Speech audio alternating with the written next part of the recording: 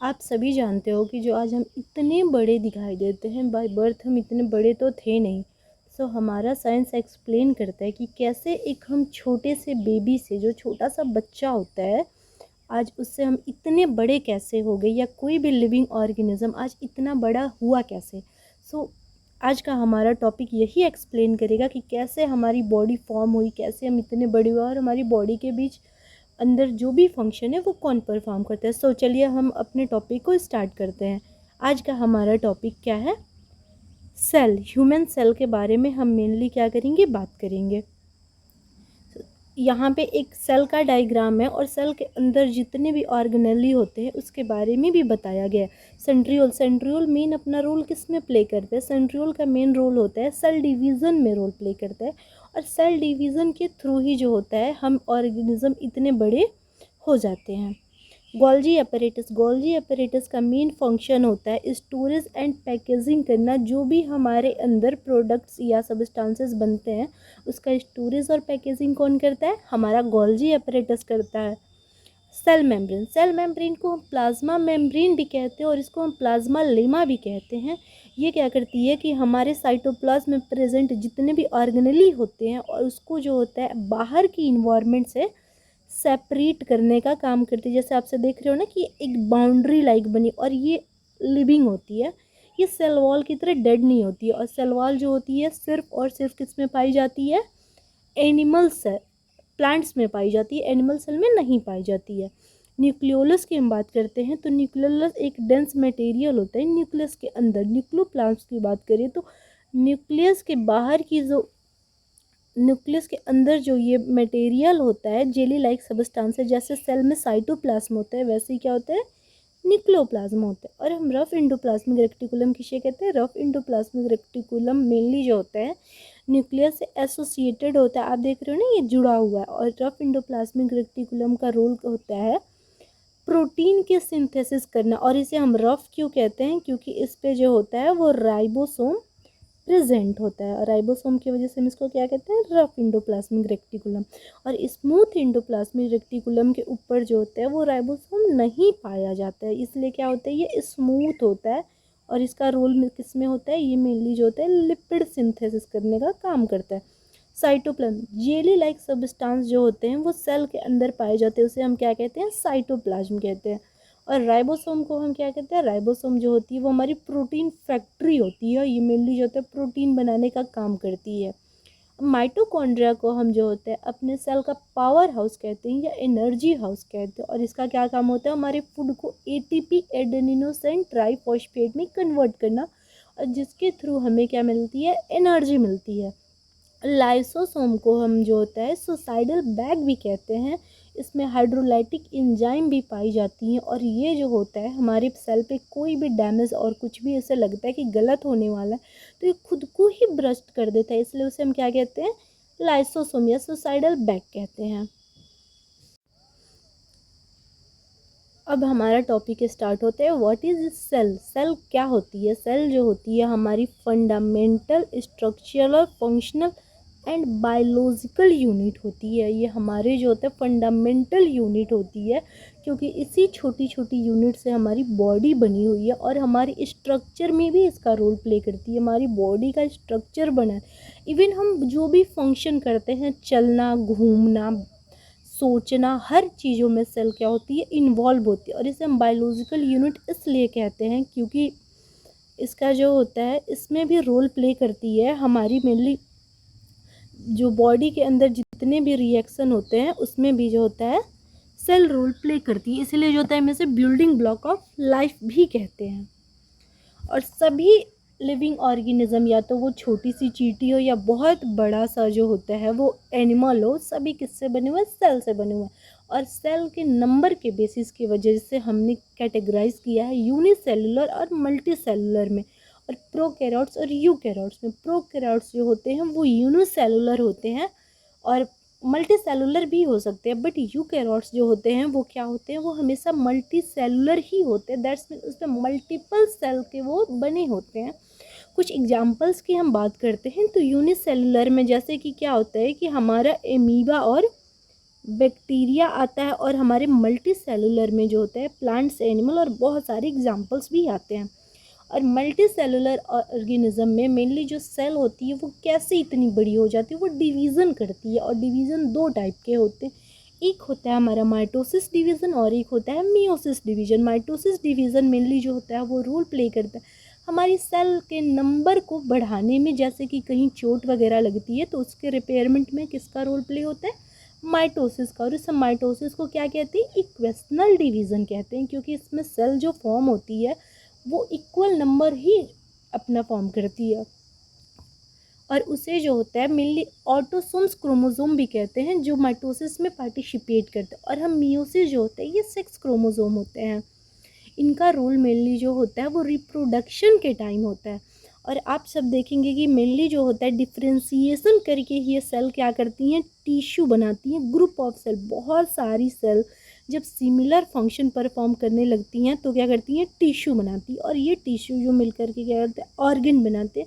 और ऑर्गन से हमारा ऑर्गन सिस्टम, जैसे कि हमारा हार्ट हो गया, हमारा सर्कुलेटरी सिस्टम हो गया, फिर से हमारा ब्रेन नर्वस सिस्टम हो गया, हमारा डाइजेस्टिव सिस्टम हो गया, क्या होता है, ऑर्गन सिस्टम होता है। और इन सब से मिलके क्या होता है, एक ऑर्गेनिज्म का फॉर्मेशन होता है। अब हम बात करते हैं सेल के कुछ ऑर्गेनेलिस के बारे में। तो न्यूक्लियस को हम क्या कहते हैं कि इसे जो होता है हम कंट्रोल सेंटर भी कहते हैं। ऐसा हम इसलिए कहते हैं क्योंकि न्यूक्लियस हमारी बॉडी के अंदर होने वाले सभी फंक्शन को क्या करता है, कंट्रोल करता है। माइटोकॉन्ड्रिया को पावर प्लांट कहते हैं क्योंकि ये हमारी फूड को एनर्जी में कन्वर्ट करता है। राइबोसोम की बात करें तो राइबोसोम, जैसे मैंने पीछे भी बताया कि मेनली ये प्रोटीन सिंथेसिस में क्या करता है, रोल प्ले करता है प्रोटीन सिंथेसिस में। अब हम बात करते हैं इंडोप्लाज्मिक रेक्टिकुलम। इंडोप्लाज्मिक रेक्टिकुलम में राइबोसोम पाया जाता है, सो ये भी प्रोटीन बनाने का ही काम करता है। और यहाँ पे जो हमारी गोल्जी बॉडी है, गोल्जी बॉडी का मेनली जो वर्क होता है पैकेजिंग करना और शिपमेंट या स्टोरेज करना किसी भी चीज़ का। और साइटोस्केलेटन जो होता है ये मेनली रोल प्ले करता है, एक नेटवर्क लाइक स्ट्रक्चर होता है, किसी भी सेल को शेप देने के लिए ये रोल प्ले करता है। प्लाज्मा मेम्ब्रेन, जैसे कि आप सब जानते हो कि प्लाज्मा मेम्ब्रेन एक को हम सेल मेम्ब्रेन भी कहते हैं, ये बैरियर की तरह काम करती है और साइटोप्लाज्म का जो भी मटेरियल होता है उस एक्सटर्नल इन्वायरमेंट से रोकने का काम करती है। ये सेलेक्टिवली परमिएबल मेम्ब्रेन होती है, सो एंट्री और एग्जिस्ट ऑफ द मॉलिक्यूल भी होते हैं लिमिटेड होते हैं। ये नहीं कि कोई भी मॉलिक्यूल आया और चला गया, जी नहीं।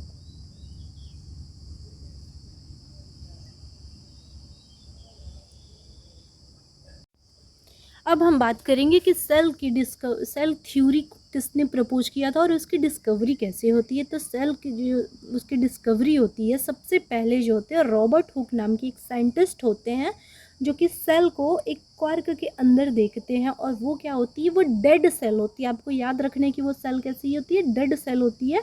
और वो डिस्कवर कब हुई होती है, 1665 में। और उन्होंने ये सेल को क्या कहा था, सेल को उन्होंने ये कहा था कि सेल डिराइव हुई है लैटिन वर्ड सेलुला, दैट्स मीन्स एक छोटा सा रूम होता है जो कि हनीकम लाइक स्ट्रक्चर की तरह दिखाई देते हैं। और हम सेकंड बात करते हैं कि 1674 में एंटोनी वॉन लियोनहॉक आते हैं और इन्होंने भी सेल की डिस्कवरी की थी, बट वो सेल को इन्होंने लिविंग सेल की डिस्कवरी की थी एनिमोक्यूल से। एक मेनली जो होते हैं प्रोटोजोआ और रेड ब्लड सेल्स के अंदर उन्होंने सबसे पहले सेल को, लिविंग सेल को देखा था। रॉबर्ट ब्राउन जो होते हैं 1831 में जो होता है ये किसकी डिस्कवरी करते हैं, रॉबर्ट ब्राउन डिस्कवरी करते हैं न्यूक्लियस का। और किस में डिस्कवरी करते हैं, इन द प्लांट सेल। सो इन्होंने प्लांट सेल के अंदर किसकी डिस्कवरी की थी, न्यूक्लियस की, जिसे हम क्या कहते हैं, ब्रेन भी या कंट्रोल सेंटर भी कहते हैं सेल का। अब हम बात करते हैं कि सेल थ्योरी। तो 1830 में German botanist Schleiden and the German zoologist Schwann ने ही सेल थ्योरी दी थी। लेकिन 1855 में दूसरे वैज्ञानिक आते हैं जो कि रुडोल्फ वर्काउ होते हैं, इन्होंने सेल थ्योरी में कुछ मॉडिफिकेशन किए थे। सो फर्स्ट पॉस्टुलेट क्या कहते हैं कि सभी लिविंग ऑर्गेनिज्म जो होते हैं वो एक या एक से अधिक किससे बने होते हैं, सेल से बने होते हैं। और सेकेंड स्टेटमेंट इनका क्या कहते हैं कि सेल ही जो होती है structure and the functional unit of life होती है। वो क्या होती है, structure and functional unit of life होती है। और थर्ड स्टेटमेंट इनका ये कहता है कि कोई भी सेल हो, दुनिया की कोई भी सेल हो, वो कहाँ से एराइज हुई है, वो एराइज हुई है अपने ही प्री एग्जिस्टिंग सेल से through cell division. That's means ओमनी सेलुला ई सेलुला का कॉन्सेप्ट इन्होंने दिया। इनका यही कहना था कि कोई भी सेल हो किससे डिराइव हुई है, अपने ही प्री एग्जिस्टिंग सेल से डिराइव हुई है। और ये स्टेटमेंट किसका था, ये स्टेटमेंट था रुडोल्फ वर्काउ का। अब बात करते हैं मेनली सेल जो होती हैं वो 2 टाइप्स में डिवाइड होती हैं। 2 टाइप की सेल होती है, एक जो होती है प्रोकैरियोटिक सेल होती है और एक जो हमारी सेल होती है कौन सी सेल होती है, यूकैरियोटिक सेल होती है। सो सबसे पहले हम बात करेंगे प्रोकैरियोटिक सेल कौन सी होती है, उसके बाद से हम देखेंगे यूकैरियोटिक सेल हम किसे कहते हैं। प्रोकैरियोटिक सेल जो होती हैं ये प्रिमिटिव सेल्स होती हैं that lack well defined nucleus. इसमें जो होता है वेल डिफाइंड न्यूक्लियस नहीं पाया जाता, ना ही कोई मेम्ब्रेन बाउंड ऑर्गेनली पाई जाती है, कोई भी मेम्ब्रेन बाउंड ऑर्गेनली नहीं पाई जाती है। और इसमें न्यूक्लियस वेल डिफाइंड नहीं पाया जाता है, नेक्ड न्यूक्लियस पाया जाता है। और इसका साइज क्या होता है, 0.1 to 5 माइक्रोमीटर होता है। और जेनेटिक मटेरियल की बात करें तो इसका डीएनए जो होता है सर्कुलर नेक्ड होता है और उसमें बाउंड नहीं होता है हिस्टोन प्रोटीन से, जैसे यूकैरियोटिक का बाउंड होता है। और उस रीजन को फ्लोट करता रहता है, ये फ्रीली फ्लोट करता है उस रीजन, उसे हम क्या कहते हैं, न्यूक्लियाइड कहते हैं। सो इसमें जो होता है नेक्ड डीएनए पाया जाता है जो किसी भी हिस्टोन प्रोटीन से बाउंड नहीं होता है और फ्रीली मूव करता है एक रीजन को, जिसे हम न्यूक्लियाइड कहते हैं। और राइबोसोम ही एक ऐसा ऑर्गेनल है जो प्रोकैरियोट्स और यूकैरियोट्स दोनों में पाया जाता है। और इसका राइबोसोम कैसा होता है, 70S राइबोसोम होता है, 30 और 50S राइबोसोम होता है। बट यूकैरियोट्स का जो राइबोसोम होता है वो 80S राइबोसोम होता है। यही एक सिंगल जो है ऑर्गेनेल होता है जो कि दोनों में पाया जाता है और इसमें भी कोई मेम्ब्रेन नहीं पाई जाती है। इसके हम एग्जाम्पल की बात करते हैं तो बैक्टीरिया हो गया साइनोबैक्टीरिया। साइनोबैक्टीरिया भी जो है वो एक ब्लू ग्रीन एल्गी है और ये जो होता है आर्किया, ये प्रिमिटिव बैक्टीरिया इसमें पाए जाते हैं। सो आप इस फिगर में देख रहे हो कि ये जो होती है सेल वॉल होती है, फिर से सेल मेम्ब्रेन पाई जाती है। सेल वॉल क्या होती है, ये नॉन लिविंग होती है और सेल मेम्ब्रेन जो होती है वो लिविंग होती है, आपको रिमेंबर रखना है। न्यूक्लियाइड पाए जाते हैं, राइबोसोम पाए जाते और फ्लैजेला पाए जाती है। ये फ्लैजेला अपना रोल प्ले करता है रिप्रोडक्शन में भी, मूवमेंट में भी। पिल्ली एंड फिम्बरी वगैरह भी जो होती है इसमें पाई जाती है। पिल्ली जो होती है वो प्रोटीन की बनी होती है और इसमें थिक एंड टफ कैप्सूल भी पाए जाते हैं। ऐसा फंक्शन जो होता है यूकैरियोट्स में नहीं होता है और इसमें सिंगल सेल ही सारे फंक्शन को इंडिपेंडेंटली परफॉर्म करती है।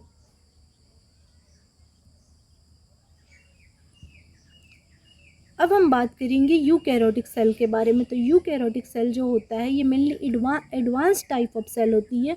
ये हाईली इवॉल्व कॉम्प्लेक्स सेल होती है और इसमें जो होते हैं वो ट्रू न्यूक्लियस पाए जाता है और स्पेशलाइज मेम्ब्रेन बाउंड ऑर्गेनेल्स पाए जाते हैं। अब इसके हम साइज की बात करते हैं तो इसका साइज जो होता है बहुत